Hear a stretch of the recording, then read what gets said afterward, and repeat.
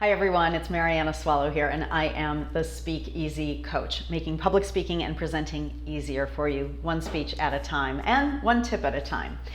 This month's theme is icebreakers. So we're going to talk about how to use and how not to use those little questions or activities that facilitators use at the beginning of meetings, trainings, or workshops to get people talking and getting in the groove. Now, if you hate icebreakers, and I hear this from a lot of people, I hate icebreakers. That's okay. What's probably happened is that either you were forced to do one or the person running your meeting didn't do a good one. So I have tips throughout this entire month to show you how to use them, but also how to use them right and how to pick the right ones.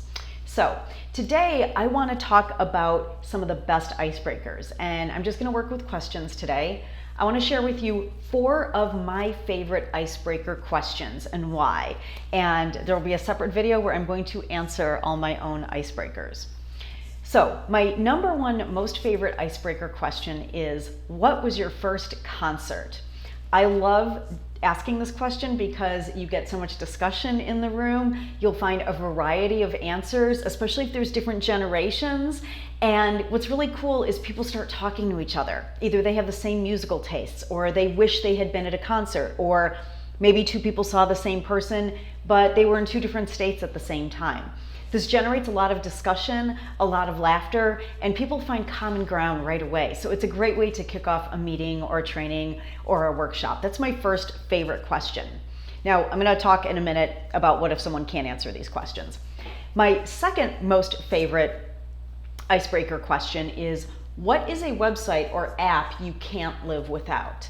Now, I've had varying success with this, I'll be honest with you.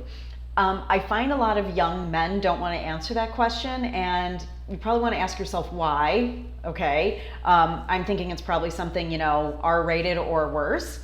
But often when we do ask this question and get a response, we get great resources, such as great cooking websites, or people find out they have certain hobbies in common, such as singing or music. I have lots of friends who are music nerds, and they like to go to websites such as Chirp Radio or Discogs, and you get an exchange of information going right away. So similar to the concert question, this generates a lot of discussion. My third most favorite icebreaker is, what's the most embarrassing song on your playlist or your Apple Music or your Spotify?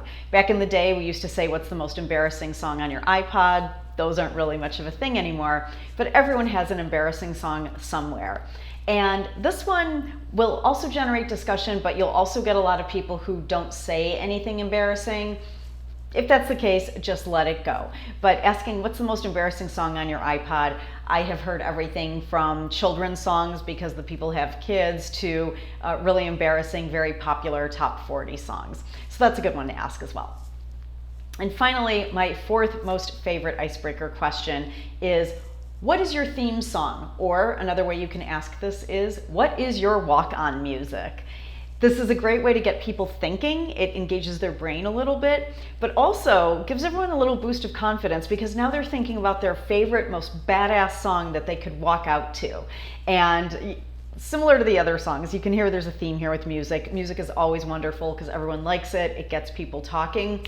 But you hear some really fun songs. I'm gonna fully admit, sometimes I've heard people say songs or artists I've never heard of, but then again, I'm of a certain age, and I'm not terribly known for being hip, so it's no surprise that I don't know some of these, but it's great to hear what gets people going and what inspires them and pumps them up. All right, use these icebreakers for your own. And to see more that I recommend, go to mariannaswallow.com/blog. This month's blog is all about the best icebreakers and how to use them. Thanks for listening. Happy speaking.